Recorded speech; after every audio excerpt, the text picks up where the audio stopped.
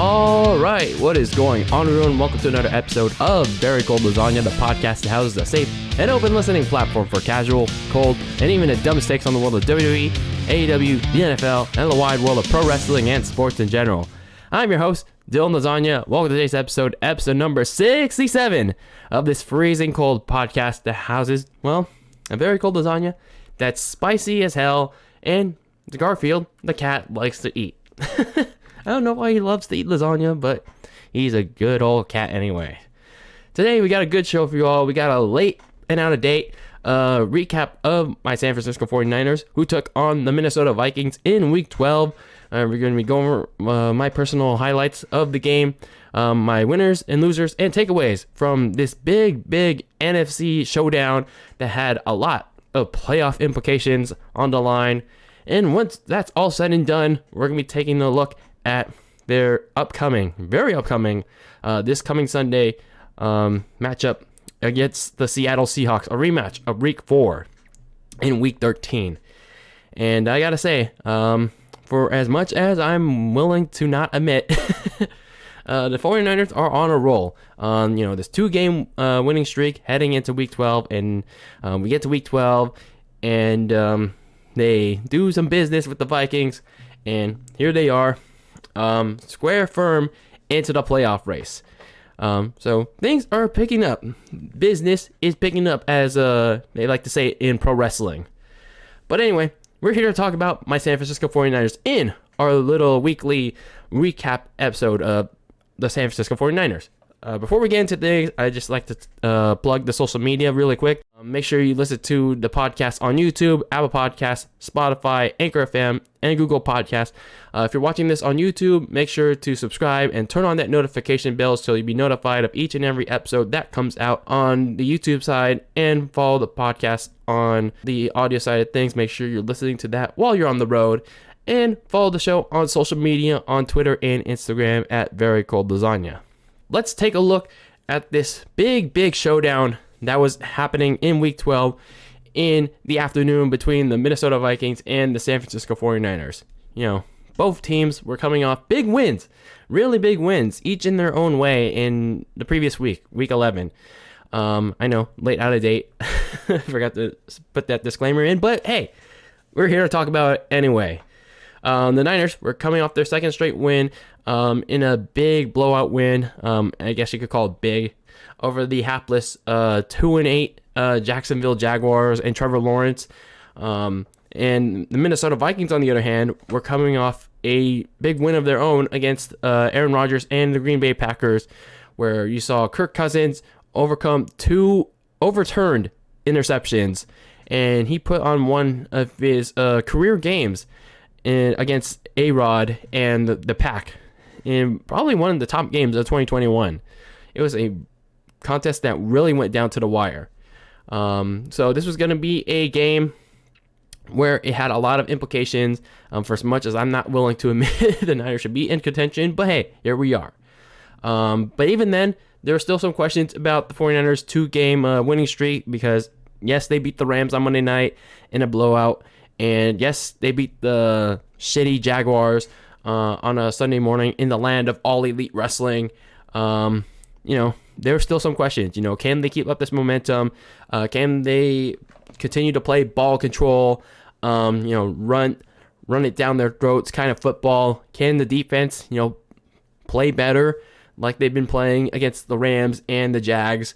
Going in this game against the Vikings, Kirk Cousins has been, he's been doing well for the most part.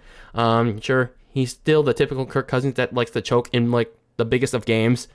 But still, this was a game that, there were some questions for heading into the Niners.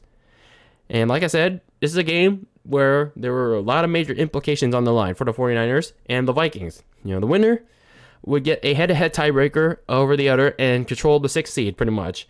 The loser would pretty much have to fend off a bunch of other rabid teams for the 7th and final playoff spot.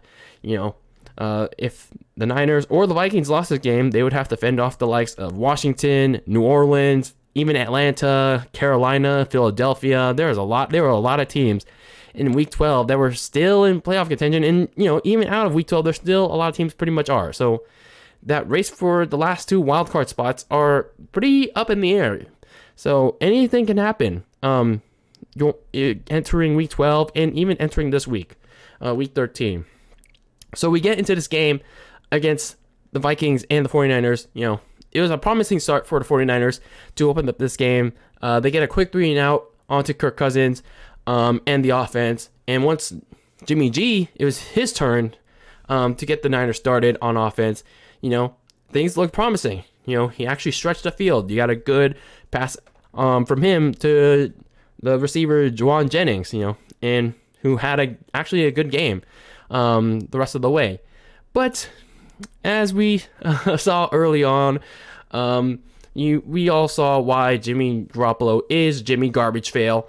Even in the biggest game, even during this 2-game winning streak, we still have to remind ourselves that Jimmy Garbage is just Jimmy Garbage Fail.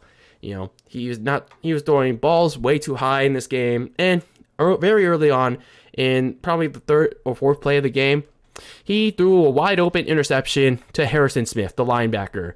Yeah, good job, Garbage Fail. He pretty much gave the momentum right back to the Minnesota Vikings. And pretty much during that play on that for opening drive, all Jimmy G had to do was check it down to George Kittle. I mean, sure, it was 3rd down, and they would have had to punt anyway, but better than an interception, better than INT. I mean, it would have been something, and they had to punt, and then you could have stopped them deep in their own in their own territory. But hey, I mean, better than an interception. So then the Vikings get the ball back. And Kirk Cousins managed to turn the interception into a touchdown thanks to him connecting with Adam Thielen twice on a flea flicker and a 4th and goal touchdown. The Vikings were pretty aggressive to start this game, and they really were pushing the envelope and trying to send a message to the Niners that we want to win this game as much as possible. And I guess Shanahan was like, okay, you want to try that? We'll stick to our plan, though. So he decided to go for what worked best the last 2 weeks: run ball control. And what I mean by that is running the ball down their throats while controlling the clock. I'd say it definitely worked, I guess, because Elijah Mitchell, the rookie running back, and Deebo Samuel, the 3rd-year wideout, they pushed their way past a bad Vikings run defense, and eventually the Niners responded with Deebo Samuel having a big run to tie things up at 7 apiece in the first quarter.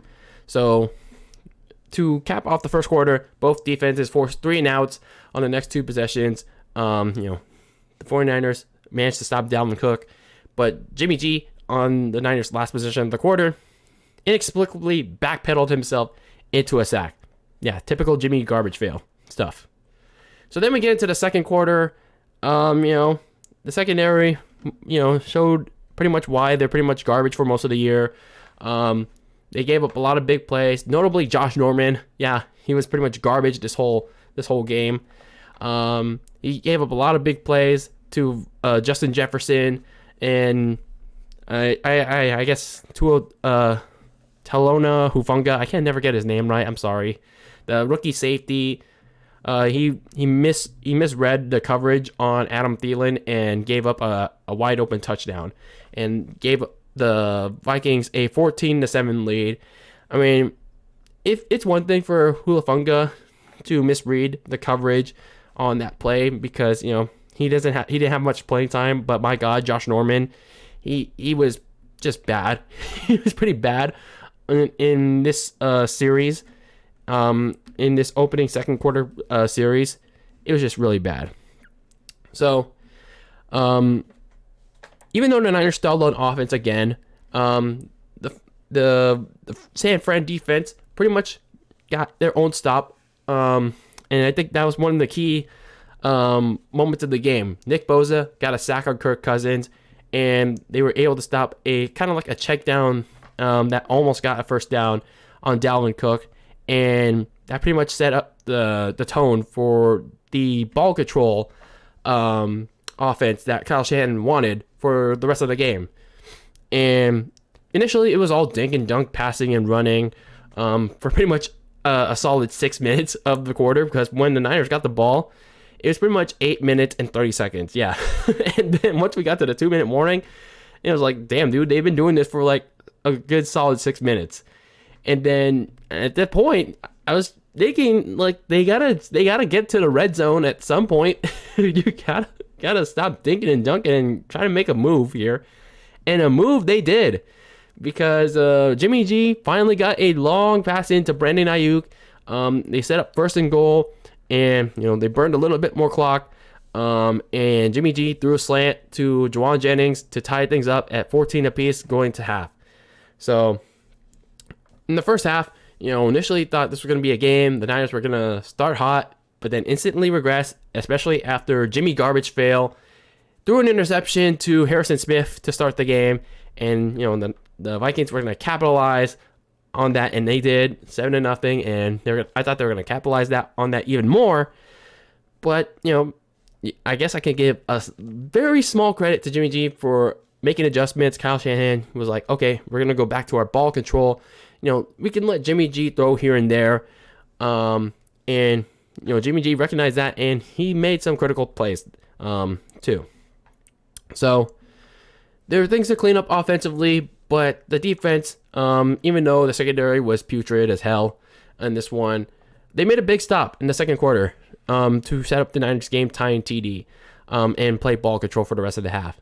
So I think at this point in the game, it was pretty much going to be a game, like it was kind of like a staring contest on who blinks first. It was pretty much going to be who would blink first, who was going to make that first real game-changing mistake. And it wasn't going to be that interception by Jimmy G. It was going to be like, because it was pretty early on, it was going to be the one who would blink in the third or fourth quarter that would pretty much cost their team the game. And we're going to find that out soon enough.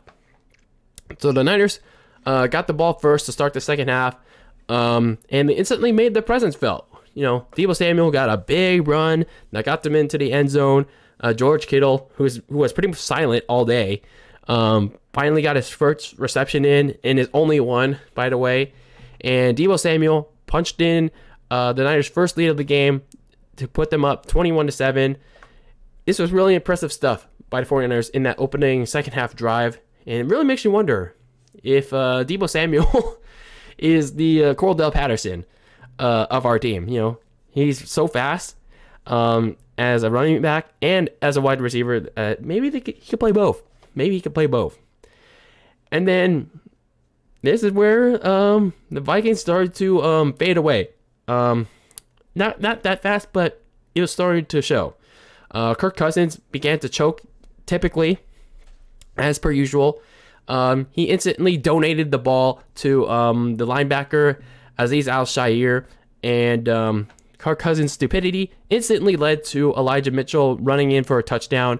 The Niners were up 28-17 right then and there, but it was still pretty much at that point where there's still a lot of the game left. There's still much of the second half left to be played, because by the time the Niners were up 28-17, there's still like 24 minutes left to be played in the game.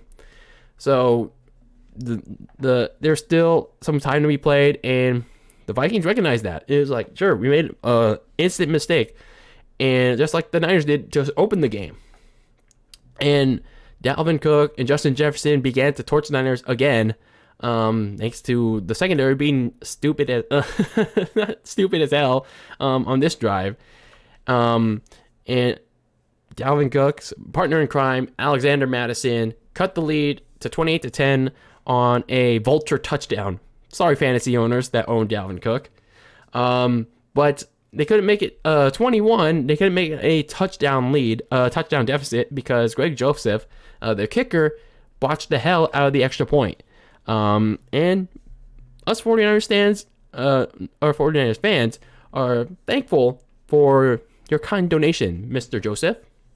So the Niners could have extended their lead to 36 or 35. I can't do math, but they could have made it a even larger deficit in the next possession, but Jimmy Garbage fail overthrew Deebo Samuel so bad that he almost threw an interception in the end zone that, could have given momentum back to the Vikings.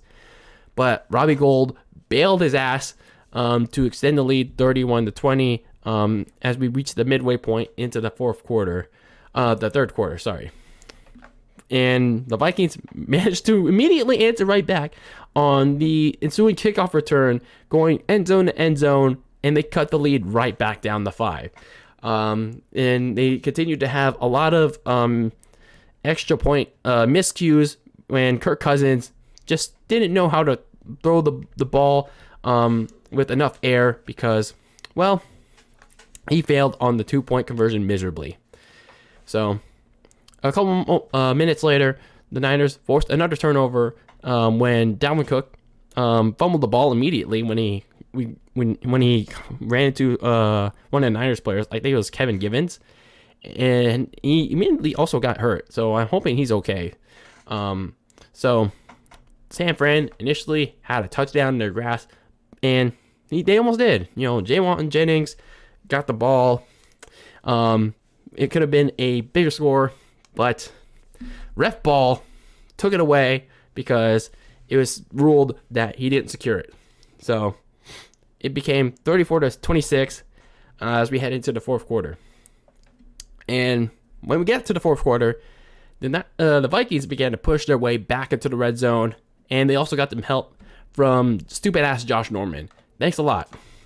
They got help from Josh Norman because he kept getting arrested for committing the crime of pass interference. He kept getting arrested, taken to officiating jail. Thanks a lot. The defense was able to get a stop in the goal line, and they also got the help of the crowd. They got so loud that Kirk Cousins lined up under the wrong lineman. That was pretty funny. That's like a big Shackton moment right there. So even the Niners were playing ball control again for much of the fourth quarter, up to the 2-minute warning, just like they did in the second quarter. But just unlike the second quarter where they managed to score, Robbie Gould missed the field goal. And I was like, uh-oh. The Vikings could make a push to tie this thing up if they play their cards right. They could take this to overtime. And the Vikings actually almost tied this up. Kirk Cousins making big chunk throws. The secondary was giving up a lot of big plays. The front seven, though, they generated one last push to pressure Kirk Cousins to force a high throw out of him and seal the win for the 49ers, 34-26. So this was a true testament to the 49ers win streak. And to my surprise, they passed with true flying colors. The defense, for as putrid as their secondary is, they didn't completely break. But they stepped up when it mattered most. However, the secondary is going to have to do better against the quarterbacks they'll be facing in the next 2 weeks. For as bad as Russell Wilson's been doing, it's still Russell Wilson, and Joe Burrow has been playing out of his mind in the last week or so. And the offense, well, it's going to have to do a little bit better with Jimmy Garoppolo because, well, the garbage fail shadow of Jimmy G showed up again. It was nowhere near costing him like anything. It's nowhere near costing the Niners the game, but you got to wonder if Kyle Shanahan's formula of winning games with ball control is going to have an effect on playoff caliber teams like Dallas or Tampa, especially Tom Brady. Man, you really going to play ball control against like a top run defense like Tampa Bay? Like, you got to wonder if you can't run the ball and control the clock. What do you do, Shanahan? What are you going to do? So all in all, as for this win, this is pretty good. They survived a shootout, and yes, they made a first critical mistake with the interception, but they didn't take it down. They didn't let that take them down.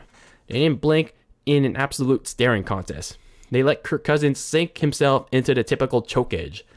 I was initially against the postseason push at first, but I guess I don't necessarily mind it. If it only means that first round pick we owe to the Miami Dolphins in the Trey Lance trade. If that first round pick in April of next year's draft, if it can get as low as it can possibly get, go ahead and win some games. Make that pick as low for the Dolphins as it can get. Why the hell not? It just means getting Jimmy G's trade value just a little bump. It's just a little bump. So, overall, nice little win for the 49ers. And welcome to the playoff race, I suppose. So, as for the winners and losers of this game, Deebo Samuel, he's thriving in this new running back role with excellence. He's showing his speed and elusiveness with styles, and he's really making defenders second guess a lot. And he continues to adjust to the defense's adjustments. So he's really making them second guess. It's just the only bad thing about this was he got injured in the fourth quarter, and he's not going to play next week. So he deserves a week off and to heal up for the stretch run. Brandon Nyuk, he continues to prove each and every week that he should have been starting since week 1. He's been doing well. He's been catching the ball. He's been elusive, making defenders miss. Hopefully they feed the ball to him more, especially with Deebo Samuel going to be out against Seattle and possibly Cincinnati. So Brandon Ayuk is going to be needed a lot more, and he's continuing to show that he can be a top guy in San Francisco. The front seven, they forced a lot of pressure onto Kirk Cousins, and then some. They were a big part of winning this game this past Sunday against Minnesota. The linebacker Azeez Al-Shaair notched an interception on the Vikings' first pass of the second half, and defensive end Kevin Givens forced a fumble and also injured, unfortunately, Dalvin Cook. That was recovered by Al-Shaair. The turnovers were key in getting the 49ers the lead they extended for the rest of the game. And the secondary made some big stops. For as bad as they are, they made some big stops when it mattered most. For two losers, Jimmy Garoppolo, he didn't do anything bad in particular, so bad that I was like, oh, he needs to go away, as I was weeks ago. But we saw the Jimmy garbage fail side of him in this one, as I mentioned so much throughout this episode. I mean, sure, he made some adjustments throughout the game that were pretty good, but his performance in week 12, it's just gonna be a reminder that the Niners are gonna trade him after the season. He was throwing really high to kneecap his receivers, to break their kneecaps. His receivers Jawan and Ayuk had to jump in the air to adjust to Jimmy G's throws, and it's come on, man, you can't do that. You can't do that to your receivers. And then obviously the interception. I mean, the Niners are going to need Jimmy G to play a lot better in the next 2 weeks, and if he plays like the garbage fail version of himself, and the others aren't able to pick up the slack, then yeah, more fans are going to try to sway blame towards other than Jimmy G. That's something to point towards. Josh Norman, he's just proven countless times that he's not the same dude that he was in Carolina. The dude's always getting flagged for something random, like holding or pass interference, and he's always getting beat by any random receiver. It's not even just the big receivers. It's always the most random receivers. And I don't know why we don't play our other rookie corners like Ambry Thomas, or I forgot who's the one from USC. but let them try it. Let them try it out, man, because Josh Norman's whack. Josh Norman's really whack. Some takeaways from the game. This was a big win for the 49ers in their playoff hopes. Like I said, for as much as I personally don't want to see it, the Niners are firmly back in the playoff race. Congratulations, Niners fans. The Niners needed this game to get an edge in the wild card race, and they certainly got one. And, they could get even more if the Rams continue to implode, and especially with their tough schedule and the Niners' easy schedule. The Niners, could make a push for the 5 seed, and instead of facing Tom Brady in the Bucs, they could face whoever wins the NFC East, whether it's Dallas or maybe Washington, if they can make a late push and Dallas implodes the rest of the way. The Niners are going to need a lot out of their players with Deebo Samuel and Fred Warner out the next 2 games. I think guys like Brandon Nyuk and Jaywan Jennings on offense, and Azeez Al-Shaair and Talanoa Hufanga are going to need to step up in their absence. I don't know where Fred Warner got injured in the Vikings game, but hopefully they'll be fine in going down the stretch, because they're going to need him. They're going to need him. So that was it for Week 12. Let me know how United fans feel about that victory against the Vikings, and let me know what your winners and losers and your takeaways from this game are, in however you can. So with that being said, let's take a look at Week 13. This Week 13 matchup against the Seattle Seahawks. This is a rematch of Week 4, where the Niners got smoked at home by Russell Wilson and the Hawks. The Niners proved to some people last week that they shouldn't be slept on in the playoff race. They'll continue to look to continue the momentum going into a potential revenge game in Seattle against Russell Wilson, who's been free falling. The offense has been free falling. The defense has been bad. The Seattle Seahawks look like they're on the verge of not just being eliminated from the playoffs, but they could potentially be rebuilding overall after this season. So, the last time the 49ers saw Seattle, San Fran and had Russ and company shut down for most of the half. The defense, the front four were getting to Wilson. They were forcing him into bad throws, sacks, all that good stuff. But injuries on the Niners side of the ball, and Jimmy G kept turning it over. That began to take over. Russell Wilson began to cook and cook and cook. It was also during this game that Trey Lance had to start the whole second half because Jimmy G got hurt during the first half. I still don't know where at that point in the game. And this was also the game where Trenton Canyon had the empty cannon game, where he kept fumbling the ball. Yeah, remember that game? But since then, Russell Wilson, had his finger injured a few days later on a Thursday night against the LA Rams, and he had to miss a month of action. And the offense was just a very, very mixed bag under backup quarterback Geno Smith in the 3 games they needed him. Yeah, remember the Geno Smith experience in Seattle? And then when the Seahawks came out of the bye in Week 10, he clearly didn't look like the same QB that he was prior to the injury. He looked hesitant to throw deep downfield. He threw more erratic than ever. He preferred to check it down to guys like Gerald Everett than his top guys, Tyler Lockett and DK Metcalf. He pretty much made DK Metcalf like a ghost. Like, damn. So this offense pretty much became out of sync and is on full display against the likes of the Packers, the Cardinals, who were still without Kyler Murray at the time, and it defensively depleted Washington football team most recently on Monday night in Week 12. I mean, it wasn't just the offense doing bad. I mean, the defense already was doing terrible already, even with Russell Wilson.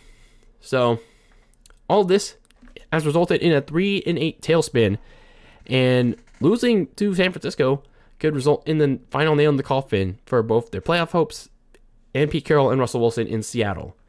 Meanwhile, for the 49ers, they're riding high on a 3-game winning streak with 2 quality wins against the LA Rams and the Minnesota Vikings. I don't really count the win against the Jacksonville Jaguars because, they're pretty bad in their own right. At 6-5, the Niners are squarely in the playoff hunt. They still have a lot of work to do on both sides of the ball, but they got a pretty favorable schedule going forward with a 2-game road trip ahead of them in Seattle, in Cincinnati, both games in the afternoon. And then you got Atlanta, Tennessee, Houston, and the Rams to close things out. So not a bad schedule going forward for them, but they have to take care of business. I mean, for as much as I preferably don't want to see it, but they have some things to take care of first. Like I said, with the Rams free falling at this point, and they also have a tough schedule, unlike the Niners. If the Niners continue to do well, they could surpass the Rams for the 5 seed in the NFC wildcard, and instead of facing Tampa Bay and Tom Brady in the first round, they could face whoever wins the NFC East. But like I said, the Niners are going to have to do their end of the bargain. They got to keep winning games at their quality of pace. And that quest for the 5th seed or the 6th seed, or just making the playoffs in general, it continues with a 2-game trip that begins in Seattle. Now, some keys to victory for both teams. For Seattle, you got to rattle Jimmy Garoppolo. The Minnesota Vikings, even though they lost, they did a pretty decent job of doing this.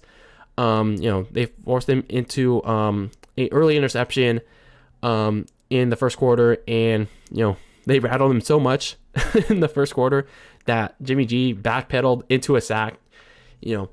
If the Seahawks front 4, which is not great right now, if they can get to that offensive line and make Jimmy G into really unforced throws, then they can have their way in this one.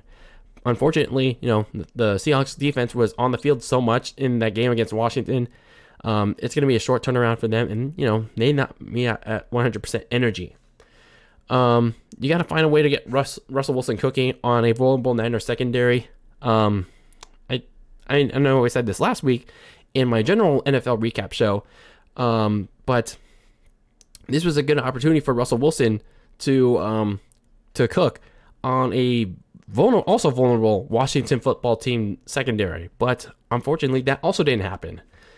So if this doesn't happen here, if they don't get Tyler Lockett and DK Metcalf involved, I don't know what will. This is like pretty much Seattle's last chance to get Russell Wilson at least cooking. Like, their playoff hopes are pretty much all but mostly done with, but you got to at least get Russell Wilson cooking to get his trade value up in this game. For San Francisco, you got to take care of the football. That includes Jimmy Garoppolo. No unforced turnovers, no mistakes whatsoever against the Seahawks team. I mean, yes, the secondary is bad, but Jimmy Garoppolo has to play a near perfect game in this one. You got to pressure and sack Russell Wilson. I mean, that offensive line for Seattle is pretty bad. I mean, but our front 4 is so. We only have Nick Bosa in this one. So the 49ers front 4 has to generate some pressure onto Russell Wilson, and they gotta contain him like they did that they were supposed to do in week 4, and make him create some mistakes. Lastly, they have to attack Seattle's weak secondary in more ways than one. For as much as you want to run the ball in the middle, ball control, Jimmy G has to do some more damage in the air. Get it to Brandon Ayuk, get it to Juwan Jennings, get that ball in the air, get George Kittle more involved in the passing game. This is a very weak Seahawks defense, and I think Kyle Shanahan should be able to exploit it, and he should exploit it. at all costs. So those are my thoughts on this upcoming game against the Seattle Seahawks in Week 13. Hopefully the Niners get their revenge and split this season series. And if not, it'll take a hit to their playoff chances, but not by much, hopefully. But, at least get some revenge on Seattle and put their playoff hopes into the grave for good.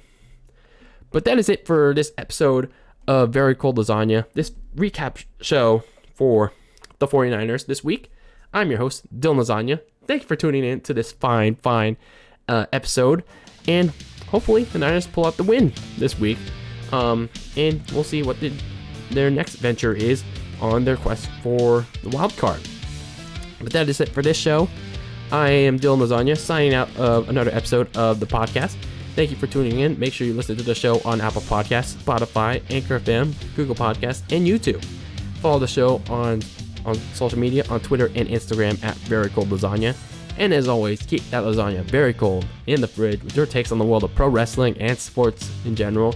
Very cold in the fridge. Tasty as a spicy hot lasagna, but that's very frozen. And Garfield likes to eat. All right, faithful 49er fans, until next time, peace out.